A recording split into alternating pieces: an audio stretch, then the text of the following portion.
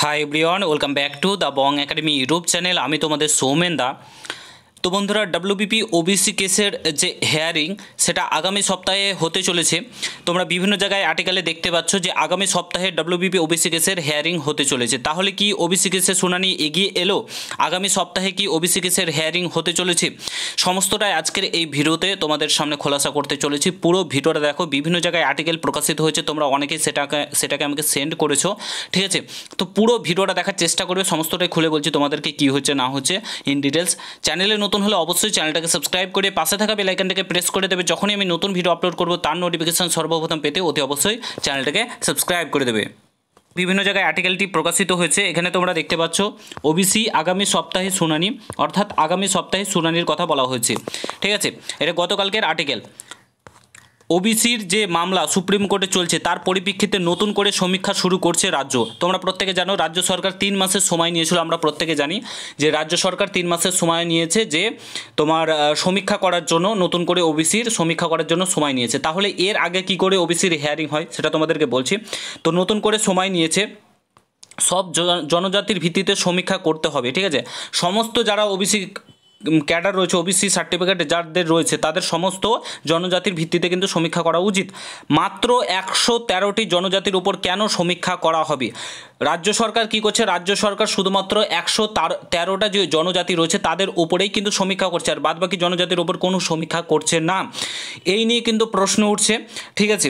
তো এই প্রশ্ন তুলে কলকাতা হাইকোর্টের দ্বারস্থ হয়েছে, ঠিক আছে? কলকাতা হাইকোর্টের দ্বারস্থ হয়েছে আত্মদ্বীপ নামের এক সংস্থা, কিন্তু দ্বারস্থ হয়েছে কলকাতা হাইকোর্টে।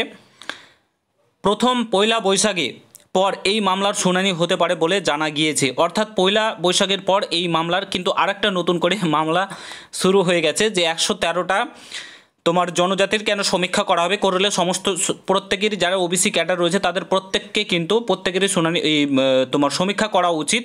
এই নিয়ে কলকাতা হাইকোর্টের দ্বারস্থ হচ্ছে। তো 1লা বৈশাখের পর, মানে প্রথম বৈশাখের পর, প্রথম ইসের পর তোমাদের কিন্তু শুনানি হতে পারে বলে জানা গিয়েছে। রাজ্যের এই নতুন সার্ভে কি বাতিল হবে সেই দিকে তাকিয়ে রয়েছে, ঠিক আছে? অর্থাৎ যে সমীক্ষা রাজ্য সরকার শুরু করেছে তার ওপর একটা কেস হয়ে গেছে, তার ওপর কেস করেছে কলকাতা হাইকোর্টে নতুন করে, এবং তার শুনানি কিন্তু তোমার আগামী সপ্তাহের প্রথম বৈশাখেই রয়েছে, ঠিক আছে?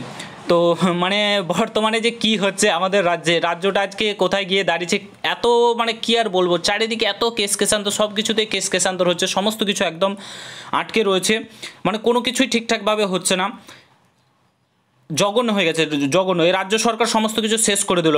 চাকরি প্রার্থীদের, সমস্ত শিক্ষক জাতি থেকে শুরু করে সমস্ত পরীক্ষার্থী, শিক্ষার্থী, টিচার, পুলিশ প্রশাসন একদম জঘন্য করে দিয়েছে, জঘন্য। এই রাজ্য সরকার আর চলার মতো না, ঠিক আছে? রাজ্য সরকার একদম সমস্ত কিছুকে শেষ করে দিয়েছে, এবং ছিনিমিনি খেলা হচ্ছে আমাদের জীবনের সাথে। যারা শিক্ষার্থী রয়েছে, চাকরি প্রার্থী রয়েছে, তাদের সঙ্গে ছিনিমিনি খেলা হচ্ছে। খুব খারাপ অবস্থা বর্তমানে।